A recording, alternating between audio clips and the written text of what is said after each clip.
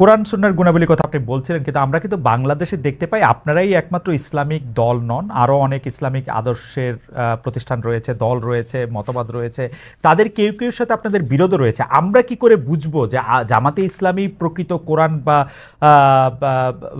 রসুলের দেওয়া শরীয়তের অনুসারী?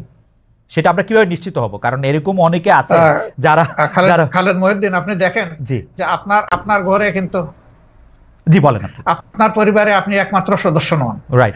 আমি আশা করছি যে সেখানে আপনার মিসেস আছেন, আপনার ছেলেমেয়েরা আছে। এই 4-5 যারা আছে তাদের মত কিন্তু সব ব্যাপারে যে এক হয়ে যায় বিষয়টা এমন না, কিন্তু তারপরে পরিবার কিন্তু চলে, পরিবার কিন্তু ভেঙে যায় না। মতের ভিন্নতা থাকবে, এটাও একটা সৌন্দর্য। এবং ভিন্নতা যখন থাকে তখন অনেক কিছু ডাইভার্সিটি চিন্তা করার সুযোগ থাকে। আমাদের মধ্যেও সেই রকম ভিন্নতা আছে, এটা সকল ধর্মেই আছে, এই ভিন্নতা সকল ধর্মে আছে। আচ্ছা, এটাকে বড় কোনো ম্যাটার হিসাবে আমরা দেখি না।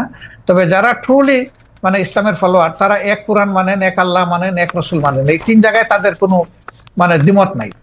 সুতরাং মতের মূল জায়গাটা ঠিক আছে, বাকি জায়গাগুলা খুঁটিনাটি একটু এদিক সেদিক হতেই পারে, এটা কোনো বড় ব্যাপার না। আচ্ছা।